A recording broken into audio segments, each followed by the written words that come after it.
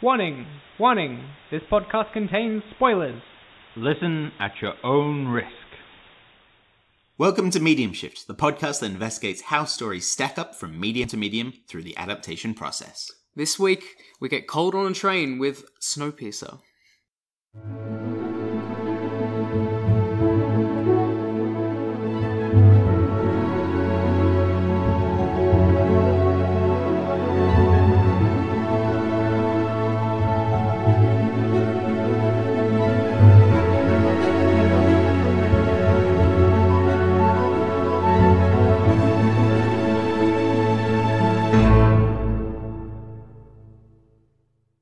Welcome to Medium Shift. I'm Chris. And I'm Ev. So this week we're doing Bong Joon-ho's 2014 film Snowpiercer. So Snowpiercer is kind of like an interesting kind of science fiction, future dystopian film that was based on a French novel. It's actually a really interesting film if you talk internationally, because it was like a Czech-American-South Korean co-production with a South Korean director based on a French graphic novel starring an American and a British guy. Which filmed in Prague. And filmed in Prague. So yeah, very interesting if you're talking about this film ethnically. So if we're going to move into the plot synopsis, set in a future where a failed climate change experiment kills all life on the planet except for a lucky few who boarded the Snowpiercer, a train that travels around the globe, where a class system emerges. And the film is as happy as it sounds. Yeah, exactly. This is truly a joyous experience where everyone just wanders around on a train together, just, enjoying the fact that they're probably the last people left alive on Earth. And spoiler alert, it ends with a big dance sequence. Exactly. If we're going to talk about sort of its international recognition, it does go very Bollywood in its last scene. So, oh boy, that'd be a film I would watch. Honestly, let's save that for Do It Differently. So what did we think of Snowpiercer? Well, aside from the lack of happiness factor, I didn't mind it. Okay. I did feel that at times it was very much left up to the viewer to piece everything together. Not saying that's a bad thing, not saying that's a good thing, I just found that interesting. Yeah, it's just part of the narrative that it tells. Yep, but visually it's absolutely stunning, very clever. They do some very brilliant work in the scenes where they're not just dialoguing, I find. Yeah, the action sequences. Oh, absolutely. Yep. The scene in the cart with all the axe-wielding balaclava wearing. The tunnel sequence. Yes, the tunnel sequence. Yeah. That's one of my favorites as well. Yep. And showing everything in slow motion. Just absolutely amazing, I thought. Absolute stunning visuals and creative work, both visually and audibly, broken up with heavy bits of exposition. Yeah, that's very fair.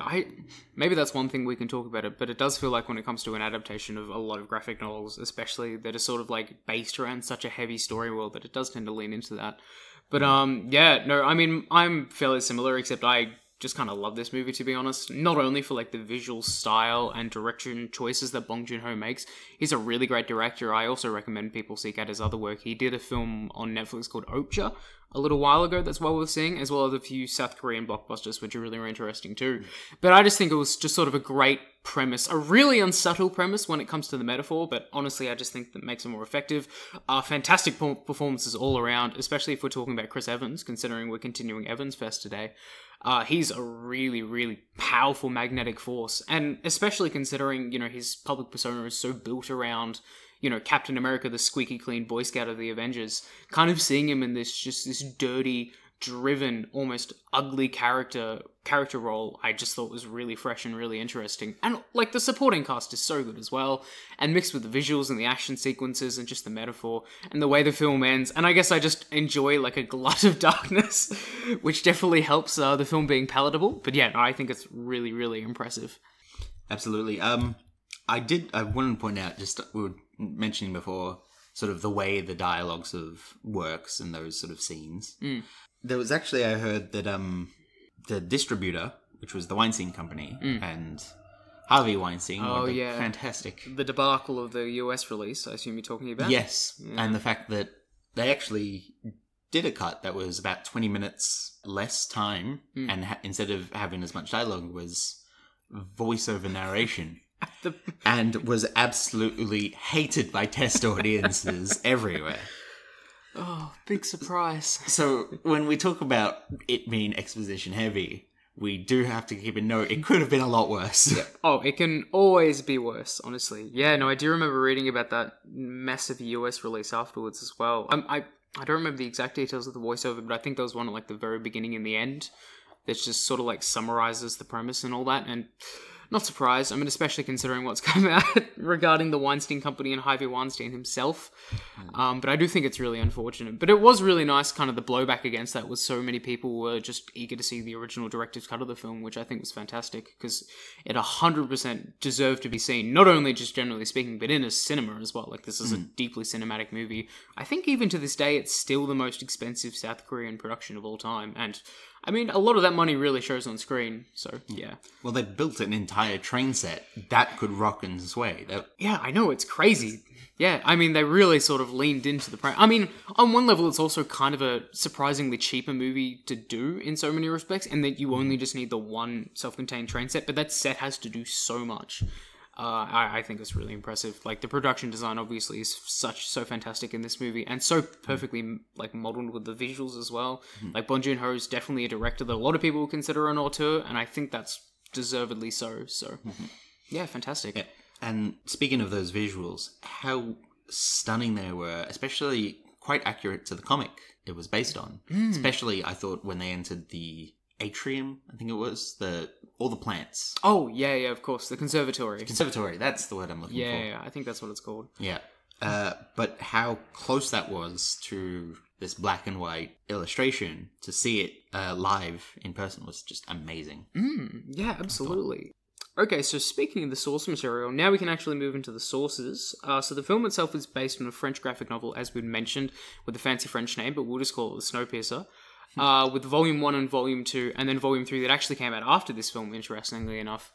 The thing is, the volume, it's a very, very loose adaptation. Like, it's clearly inspired by the premise. The premise is exactly the same, but the characters and a lot of the story is quite different and taken in a fairly different direction. Like, even though the film itself is like an action movie, the comic is hands down kind of like a political drama, I think is the best way to describe it. It's a lot more calmer, was what I found. And there was less of the sort of in-your-face social aspect of it. So while the film is very much... It hits you hard. with class systems and revolution, this one was a lot more chill. There was... Excuse the pun. Very good. The characters weren't actually revolting. They were actually being taken through the beginning to the top of the train with guards, and it was just a couple of them, not the entire back carriage. Yeah, it was very much more on the ecology, the plant stuff. Basically, it was much more based on how we sort of maintain those ecosystems. Yeah, totally. How we try and keep living. It felt like if Snowpiercer, the film, used that premise in almost like a bullet-like action, where it's clearly like really direct and really overt and straight over the head. How it's presented in the novel is much more nuanced, as you sort of mentioned. Like, it feels like there's a much sort of greater emphasis on not only the different classes, but also how the classes interrelate in the train itself. There's kind of a representation of the middle class in the novel too, which doesn't really happen in the film. And as you're talking about, a lot more of it is sort of based around kind of maintaining a really delicate ecosystem to maintain the train, where in the film itself, it moves from trying to maintain an ecosystem to just vive la revolution, which makes sense, honestly, based on a French graphic novel, but it is a very interesting direction. Like, I think probably the most overt difference between the two of them is just the length of the train. I think in the graphic novel they mentioned that the Snowpiercer is 1,001 carriages long, which is insane. And obviously you can't really present that in a cinematic medium because it's ridiculous. It's going to take people an entire lifetime to walk that train, which is why they condense it down to, I don't recall how many carriages I want to say it was something about 26. Yeah. That's at least how many they built. Yeah. Yeah, no, it was definitely somewhere around that number at the very least. Yeah, so that just kind of indicates that the film itself is just a really more condensed, narrow, straightforward version of the premise of the graphic novel. So, and none of the characters really follow over or anything like that. I should say about the graphic novel, I do think the graphic novel is great. I mean, especially Volume 1, which I think is really interesting. And that anyone who sort of kind of enjoys the movie, I'd recommend, just because the premise itself was gone into in so much more depth and in different directions. But it is a Nah, it is kind of a fairly different beast compared to the film in kind of the way it tackles it, which I think is a good thing, but that's just the way the process has worked. Yeah, if you're going into this novel expecting Snowpiercer the movie, you're gonna be disappointed because it's very much walkie-talkie type of comic rather than full-on action all the time. It's not going to be your very superhero action-heavy comic. It's more like your Harvey Pekar American Splendor, where it's very much just looking at life and reality in a sort of closed-off space. Yeah, I mean, it is still like a heightened reality, and the fact that it's still very much science fiction dystopia, it works within that realm very distinctly. Absolutely. But yeah, no, you're 100% right. It's not, people aren't going around, karate chopping off people's heads, or, waiting for a tunnel sequence so that they can use a bunch of really terrifying masks and hatchets and hacking people to death, so that kind of thing. There definitely is, violent parts of it, obviously. I would almost relate it to kind of like a Cold War political thriller in some respects. I could definitely see like sort of a similar analogy being using in like in East and West Berlin in the 1960s or 70s or something like that. It kind of works within that realm, and it's really good in what it does. But in regards to especially if we're talking about the adaptation process, it's very different compared to the film. So yeah, I mean, obviously, it's also, very different medium, which is one thing that we've talked about plenty before. In the graphic novel, you can obviously get down into the nitty-gritty so much because you just have more space to work with for the most part. But in a film, you have to condense everything. You have to condense an entire revolution and premise and character development and all this exposition and everything into just 2 hours. So, very different narrative beast. Although it does hit a few key moments. Like the ending I want to bring up. The fact that basically in both... Oh yeah, spoiler alert. Spoiler alert. Like, I mean, you've heard this plenty of times. Yeah. These episodes by now are going to be full of spoilers. But the ending in both the comic and the movie is basically everyone dies bar 1 or 2 people. Everybody dies. Yes, it's very depressing. Although how that comes about is very different, which I find really interesting in the idea that the comic being very much about life and nature ends with the death being caused by a man, basically just wiping out everyone with a virus by accident. Whereas the movie, which is very much social and hierarchical in its nature, it's an avalanche that basically kills everyone. An avalanche caused by people, but the avalanche doing most of the damage. Sure. Yeah, it is kind of interesting, especially the way it's framed, because, I mean, the other thing that's probably worth mentioning as well is that the cause of this dystopia is different in both respects. So in the graphic novel, it's based around war, essentially, that the world has been ravaged and everything like that. But the film makes it very, very explicitly about climate change. So we release, I don't quite remember the chemical they use or what they call it. CS17 or something. Something like that, yeah. Weird letters and numbers, doesn't matter. Yeah, it's not inherently relevant, but they release that into the atmosphere to sort of combat global warming, and it instead has such an intense adverse effect to basically plunge the world into another ice age, which is what leads to the need of the use of Snowpiercer and everything like that. So, which is a very, very distinct... I mean, it feels like the film itself is going for an explicit sort of environmental message, and that kind of plays throughout the rest of the film, and then it's a lot of just humans destroying each other and destroying their own environment in the process of, Viva la Revolution and so on and so forth, which is, something they kind of relate back and forth to global warming. Where in the book itself, I don't know if it's quite as interested in how it starts. It's just a matter of this is what life is now. Yeah, exactly. So once again, just a very different slant, which I found quite interesting. The other thing that's probably worth mentioning in regards to another major difference is regarding the main twist of the film. So basically, once it gets to the final component, we have Chris Evans' character who discovers that, the engine is dying and we're using children to replace the parts. But in the graphic novel, the twist that the engine is dying and that they're all eventually going to die is revealed on page 22, which is a really different kind of structure, obviously, and probably talks about what they're kind of doing in the graphic novel.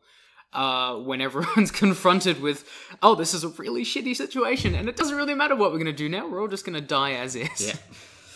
And it just so happened at the end it was a lot more speedier than they were expecting, but everyone was dying anyway. Yeah, 100%.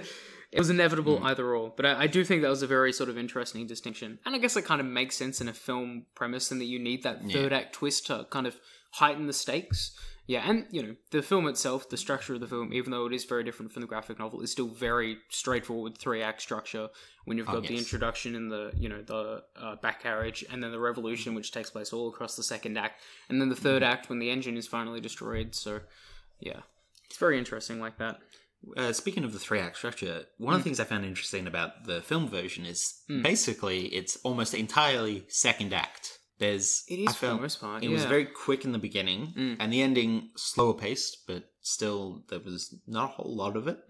More than there was of the first act, but it was very much just quickly, let's get into trying to start this revolution with the giant pole barrel thing. Oh yeah, the battering ram. The battering ram, yeah. Yeah.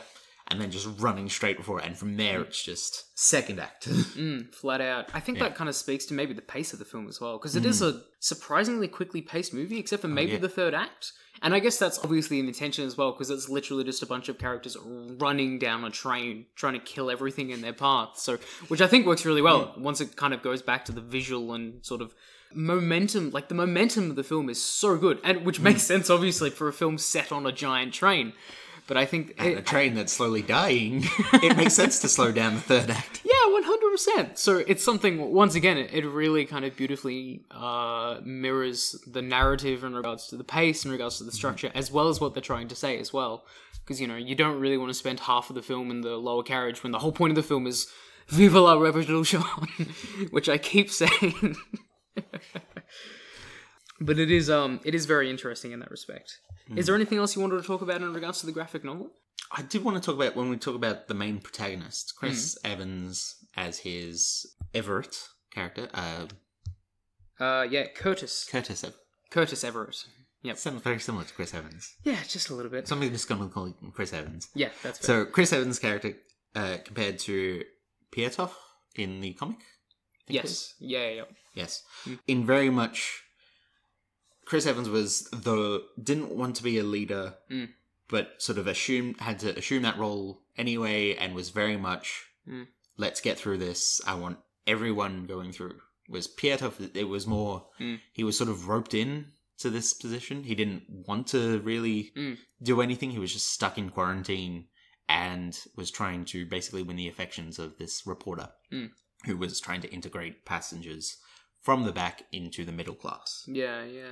And wasn't really a leader until at least halfway through, I'd say, the comic, where it was basically become very apparent that the train was dying, and the plan was just to eject a bunch of people, eject the back carriages, and just let them die. Yeah.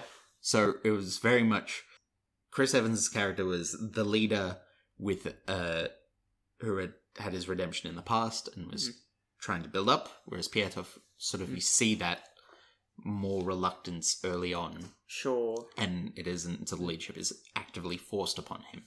Okay. Yeah, that's an interesting parallel, I think. So essentially, like, Pietrov, you see his whole narrative arc over the course of the novel, whereas in, like, Chris Evans, as you kind of mentioned, like, he's already gone through so much development when we first meet him. I mean, obviously we get a bit of the backstory when he says he was eating babies, you know, and murdering people in the back and front, and you sort of get the glimpse of where he's come from. But almost immediately from the beginning, you kind of tell that this guy is the sort of impromptu leader of the rebellion and such. Yeah, which once again obviously talks about the economy in regards to the graphic novel compared to the film. Because, you know, it's already a 2-hour movie at this point. You can't spend another, you know, half an hour in the tail section looking at him eating babies, which is fun. And if you have a whole lot of people and Chris Evans, it's going to be pretty obvious who the leader's going to be. That's a very good point. So that's the other thing when it comes to films, because casting always creates some sort of level of expectation, obviously. And having Chris Evans as the big burly... Oh, gee, I don't know. Is this guy going to be the leader? I'm not sure. The Captain America-looking bastard? It becomes pretty obvious pretty quickly. So, yeah, which means that character development would be fairly mute, as well as kind of unnecessary, because I think his character works perfectly fine as is. Because he still goes through an arc, especially in the end of the film, basically. But a lot of it's just kind of based around, you know, self-sacrifice and so on. Especially with his arm in the final end to save the child. So there isn't a whole lot of character development in the entire movie, but that kind of makes sense because so much death. Yeah, 100%. It's hard to sort of get a full character arc out of any of these other characters when you know the only two that are really making it to the end are Chris Evans and Sung Kao. Yona. Yona. Yes. That's it. And the guy, the father? Oh, yeah, that was, What was his actor's name? Minsu. That's Kang Hong-song. Yep. I had the other way around. Yeah. Yeah, no, that's true. Yeah, once again, kind of goes back to the type of movie it is, obviously. They're not going to be sitting around and talking about their feelings for the most part. But, I mean, it sounds like we're kind of dissing the film itself when we say it doesn't have an incredible amount of character development or not, but it's not trying to be. Yes, it is. It's not treating the audience as it's dumb. No. And I think that's actually a good thing rather than a negative thing in this particular case. Some movies don't have enough character development because they don't have enough thought behind them. This one has enough thought and enough sort of to digest and dissect during that 2 hours that you don't need as much. Yeah. So, yeah, I totally think that's apt. I mean, it definitely sounds like... I remember reading the story of when Bong Joon-ho first found out about the comic. Apparently, I think he was in Europe at the time or something, and he just saw it sitting in France or something like that, and picked it up and read the entire first 2 volumes just standing there in the store. well, the story that I heard was it was while he was working on The Host. Oh, okay. One of his fantastic blockbuster South Korean films. Yes, I've seen it. Movies. Yeah.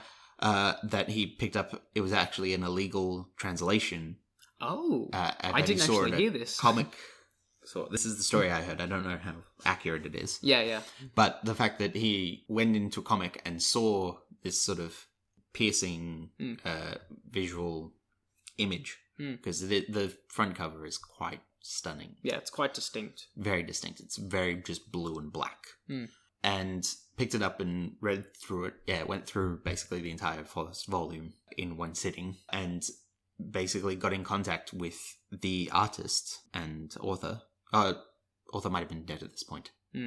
But got in touch with the artist and like, I really want to make this movie. And they were surprised because they didn't have a Korean translated version. So it turns out someone had actually just illegally translated Snowpiercer. Yeah, right.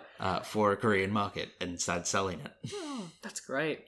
I mean, obviously, it's illegal, but it led to the film and it led to more people sort of being able to experience the graphic novel, which I think is really cool. Yeah, no, I did find a quote from Bong Joon-ho regarding that when he said, "When I first came across Snowpiercer, the first thing that grabbed my attention was the unique cinematic space of the train. Hundreds of metal pieces moving like a snake, carrying people squirming inside gripped my heart. And the people were fighting against each other. They were not equal in this Noah's Ark that led to the last survivors as they were divided into cars."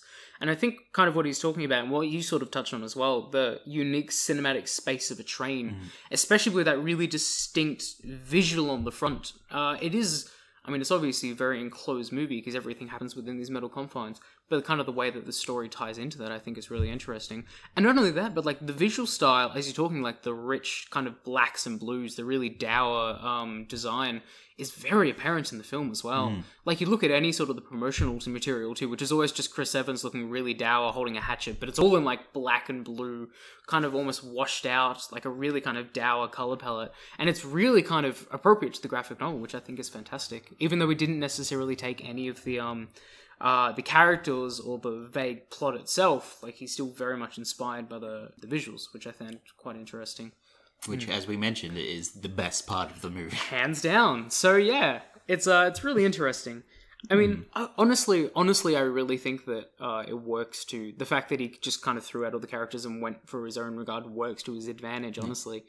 But it also meant we can sort of establish more sort of the moral and sort of theological and ideological ideas of the 21st century rather than what was being thought about back when this was written, back in 82. So there's that going to be, especially with things like man-made global warming. Yeah, that's a very fair point. It kind of like modernizes it in a way as well, which I think is quite interesting. Yeah. Ultimately, a really successful adaptation for the most part. I love the film, and I think the graphic novel is great. So, success all around, which is nice compared to some of our previous episodes. Dear God.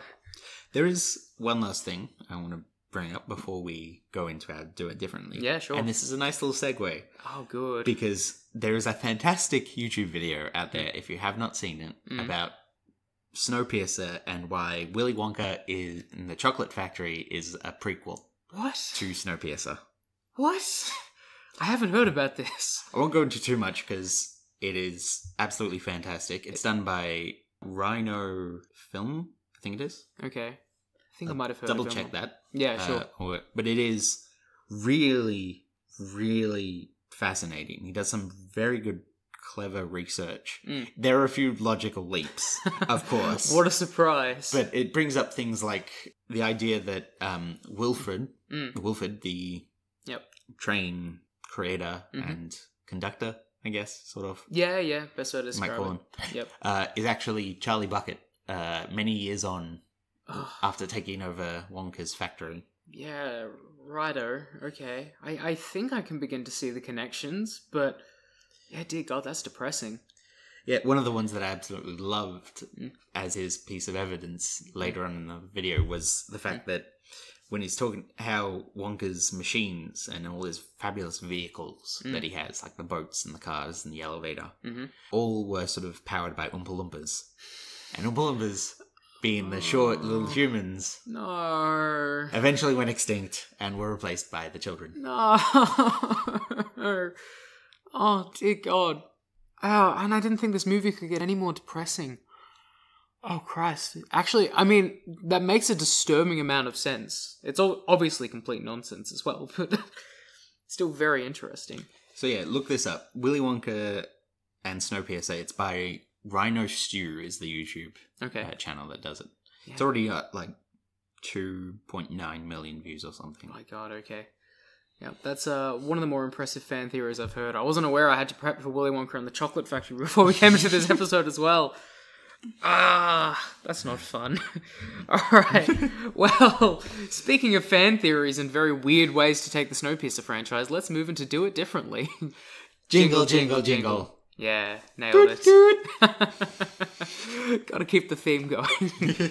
Okay, shall I go first this week? Absolutely. Good. Alright, so, honestly, I did struggle a little bit in regards to the Do It Differently since I really like this movie so much. I wasn't really sure how much I wanted to change. So what I really wanted to do was just kind of take it in a different direction. And the weird thing about this Do It Differently is what I'm proposing might actually be happening. So it has been rumoured for a while. Well, it hasn't been rumoured. It's been announced several times over that there's been a Snowpiercer television series in the works for quite a long time. I think it was initially announced in 2012, but it's lost like 3 or 4 showrunners and it's been languishing in development hell for a really long time. But I really think a TV show might be an interesting way to adapt the original graphic novel and make it less about the direction Bong Joon-ho took it and kind of be more slavish to the original. Just kind of maybe spend like 8-10 episodes, kind of a mini-series, exploring the entire train and getting into the nuances and the middle class and the economy and the sociological elements there. And just kind of take it away from kind of the action and the visual style that Bong Joon-ho kind of presented and lean more into the metaphor and kind of the more layered level that the graphic novel gets into. So it's not really... I mean, obviously it's to Do It Differently, and I'd still very much love for the film to stand on its own. But I think there is still a lot of potential in the original graphic novel to make it a more kind of slavish and faithful to the original through a television series where you actually have the space to do something like that. So yeah. So who knows? It might be happening. I think the last thing I heard, Scott Derrickson, who directed Doctor Strange, was premised to be the showrunner, but that was, I think, over a year ago at this point, so it's possible that it may never happen. But if it does, I think there's a lot of potential to actually be a really interesting television series. Huzzah! Interesting. So would yours be like taking characters straight from the graphic novel and putting them in? Yeah, to some respect. I don't know if you need to be as faithful in regards to the characters. I'm more speaking about just kind of the premise and the general structure of the train itself. You can keep it at like 1001 carriages, that sort of thing, and then go from there. The characters themselves I'm not quite as indebted to, but it really doesn't matter either way, I think, honestly. Fair enough. Really good. Huzzah. And a lot better than anything I could come up with. Because, honestly, I've spent like a few days trying to wrap my head around, just in lead up to this episode, trying to work out how I would do it differently. And I'm really struggling because I'm at a balance where the things that I don't find as interesting were the exposition dumps. But at the same time, if you try and stretch those out, you're going to ruin some of the more visual and stunning scenes in between. If you try and remove those, you end up with what almost happened with the voiceover narration. Yeah, the Weinstein cuz, we'll call it. Yes. So yeah, there are things that I want to improve, but in trying to improve them, every single way that I thought of wouldn't work. and it would actually make things worse. So yours isn't to do it differently per se, just do it crappier. Basically, because as we've learned, much like they say in the movie, it is a very finely tuned ecosystem. You change one thing, you're going to have disastrous effects on everything else. So just cull some of the writing. No, I'm kidding. Please don't. They are fantastic and I love them. Yeah, honestly, might do it differently is just, I don't know, make a sequel. Make part 2. Because based on volume 2? Based on volume 2, right, I'd say... We didn't really talk about volume 2. No, because, well, for those who don't know, volume 2 is set on a completely different train. And it actually did lend some of its themes and stuff to this first movie. Very much there were ideas of trying to keep the carriage occupancy full of fear and anxiety. Sure. Coming up with these ideas. Basically, the plot of Volume 2 is after the first Snowpiercer, they lose contact because everyone dies, and it's just Pietov and the engine chugging along. When they lose contact, they think, oh no, it might have stopped. We have to start braking just in case. And because it's something they've never done, they just end up having to send out teams on these basically suicide missions to try and slowly break the train. It becomes a bit of a tradition. There's still a lot of fear for the cabin. And it follows the story of one of the characters who ends up being sent out on a suicide mission to try and see a plane with a plane. And he basically becomes a hero of the people and threatens to stop the train just by crashing his plane into it. And it's revealed that actually they know the Snowpiercer is still going on. They're just using these sort of ideas in order to kind of keep people in check. Oh, interesting. Yeah, that is quite thematically appropriate, isn't it? Yeah. And so I basically say, make this the sequel, Snowpiercer 2.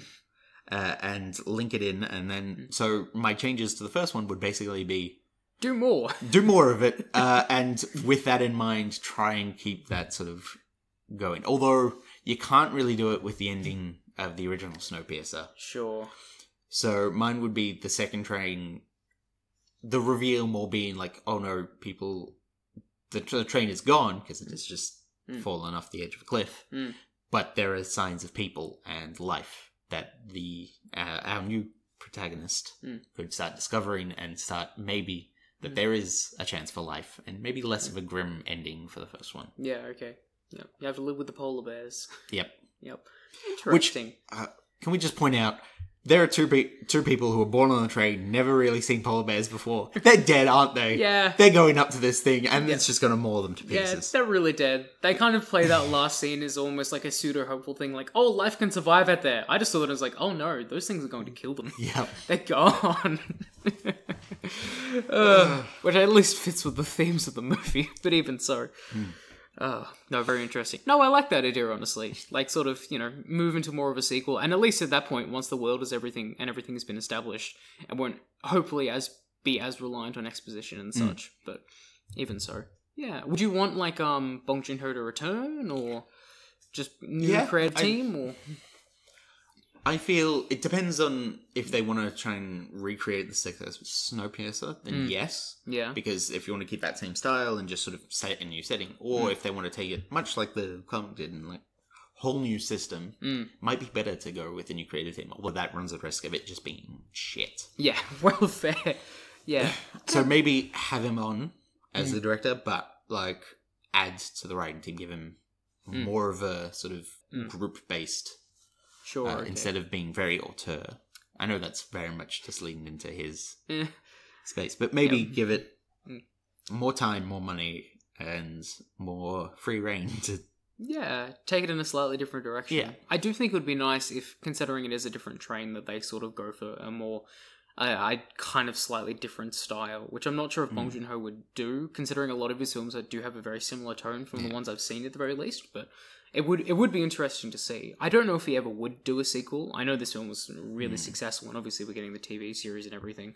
But I just suspect, I mean, especially, we've only lightly touched on auteur theory from here on out and so on and so forth. But if you were to consider Bong Joon-ho as an auteur, a lot of people would kind of prefer him go and do more distinctly his own products rather than just continue a franchise, essentially. So, even if the first one is still so distinctly his own. So, yeah. But at the same time, this is sort of more going into a critique of auteur theory. We've shown in the past with, like, Nolan is very much an auteur sort of He's director. seen as such, yeah. He's seen as such. But he still also has the Batman franchise, which still hold up to this day as very much Nolan's work, but also a very successful franchise itself. So I think it can be done. Then they're not completely distinct. And we've obviously had like franchises driven by auteurs as well, like James Cameron as well, Ridley Scott, things like that. Like Denis Villeneuve just did a sequel to Blade Runner as well, which is, obviously a really big studio film, but still very distinctly auteur driven, not only based on the first one, but also the follow-up. Yeah, auteur theory is a really interesting thing. I will refrain on going on a really long academic tangent, because I could talk about auteur theory. For an episode all for itself. Yeah, exactly, because auteur theory and the death of the author and everything is a whole other thing, and I'm actually might end up doing Maybe when we eventually get to Hitchcock. Yo, yes, please, dear God. Oh, I'm so excited about talking about Hitchcock at some point, to be honest. Oh, it'd be so exciting. Alright. Anyway, before I get too excited and start ranting on about Hitchcock and auteur theory, if we want to move on to random talk this week, is there anything you would want to recommend for the folks at home? Well, one of the things that I sort of, in my general... spoiler alert, it's been a little while since we actually recorded the last episode. They don't know that. So there's a lot I can... They'll be coming out weeks apart. So we'll ignore that bit. We do this every week. This is live. We're doing this live. But no. So there's a lot that I can sort of choose from. Sure. Which of course means I can't think of a single one that really stands out. Yep. But if I had to sort of pluck one out of thin air, it's one that I hope we might do an episode on in the future. Okay. It is the absolutely fantastic iZombie. Oh yes. Yes. Which is in itself very much... It's a TV show adapted from a Vertigo-based comic book, which, much like Snowpiercer, doesn't really adapt anything to do with character or story or everything. It's basically iZombie in name only, almost. There is a lot of it based on, but it's basically a detective-type procedural to begin with. But the main character is a zombie who gets visions about the murder victims after eating their brains. Yeah, of course. That old chestnut, isn't it? What season are they on right now? I should premise, I've watched actually season 1 and the first half of season 2 of iZombie, but I kind of dropped off. They've done 3 seasons, and they are coming out with their 4th and... might have been... Final season? I didn't... 4th or 5th, that is their final season. Right, okay. I did hear rumours a little while ago that it was getting cancelled or is ending or something, but I'm just not caught up on it, so... It's been let to a natural end. Okay, fantastic. That's always the best ending you can honestly hope for when it comes to television series. Yeah, I wouldn't be opposed to doing iZombie as well. I mean, I really enjoyed it. It's just one of those series that, especially 40-minute episodes week by week with really long seasons, is just sometimes hard for me to kind of keep up, especially when there's so much other stuff to watch. We have struggled with the idea of TV adaptations before. Because they are very different and very extensive beasts. Yes. We do have one in mind. Yes. I don't want to give too much away, but the only way we can sort of put it together is through a 3-episode arc. Yeah, that's going to be an interesting one. That will definitely come down the line, and I'm sure it's going to be a number of very passionate episodes for one of us.